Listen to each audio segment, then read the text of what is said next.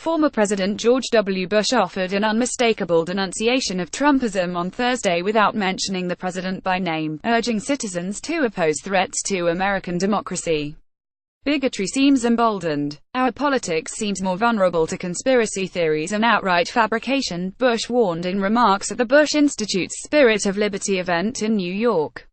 Story continued below. By chance, Bush was standing in the same spot at the Time Warner Center where former President Barack Obama made a similar plea for democracy and American leadership in late September, shortly after President Donald Trump had finished a belligerent, isolationist speech to the United Nations General Assembly.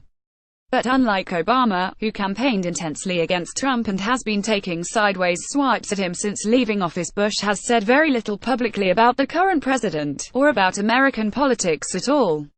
Thursday's speech, in which he detailed what he sees as the causes for Democratic collapse, the path forward and what were obvious references to Trump, even though, like Obama, he did not utter the president's name, was a major departure in a speech that called on a renewal of American spirit and institutions. By signing up, you agree to receive email newsletters or alerts from Politico.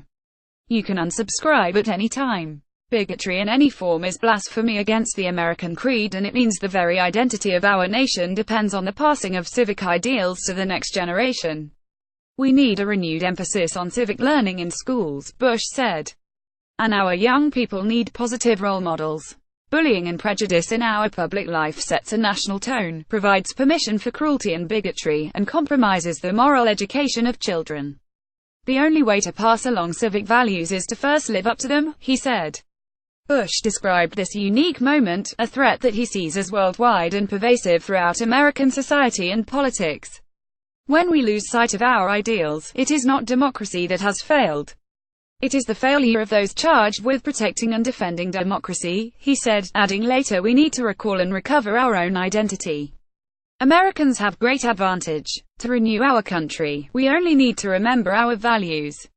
Bush spoke at the end of a half-day session that included a genial discussion between Trump's United Nations ambassador Nikki Haley, his former national security advisor and Secretary of State Condoleezza Rice, and Clinton's Secretary of State Madeleine Albright.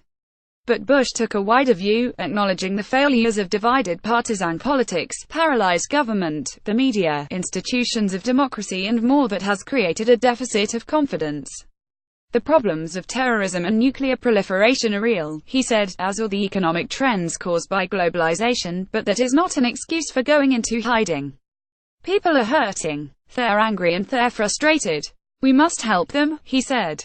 But we cannot wish globalization away, any more than we could wish away the agricultural revolution or the industrial revolution. The tyrannies in North Korea and Venezuela are obvious and the fraying of democracies is clear in Europe, Bush said, but Americans must face the problems at home, too. We've seen our discourse degraded by casual cruelty. At times, it can seem like the forces pulling us apart are stronger than the forces binding us together. Argument turns too easily into animosity. Disagreement escalates into dehumanization, he said. Too often we judge other groups by their worst examples while judging ourselves by our best intentions, forgetting the image of God we should see in each other.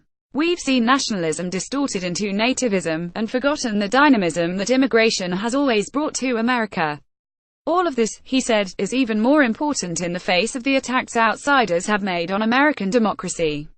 Citing the conclusion of all the American intelligence agencies about Russian interference in last year's elections, which Trump has repeatedly dismissed himself, the former president warned against subversion, calling for stronger election security protections and cybersecurity, and a recognition of what is being attempted.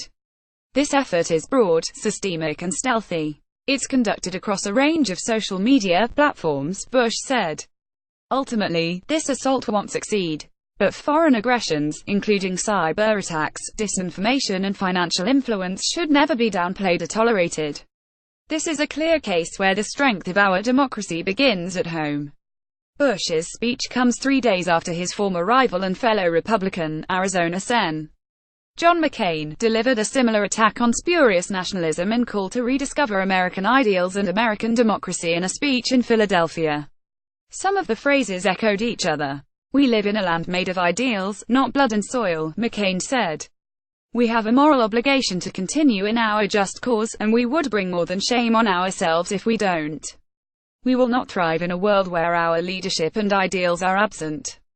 We wouldn't deserve to.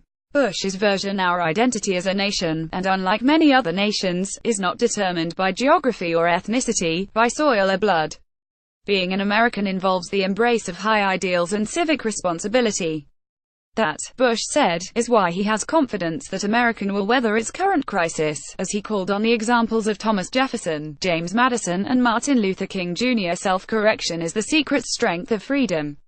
We are a nation with a history of resilience and a genius for renewal, Bush said. The American spirit does not say, we shall manage, or we shall make the best of it. It says, we shall overcome, and that is exactly what we're going to do, with God's help.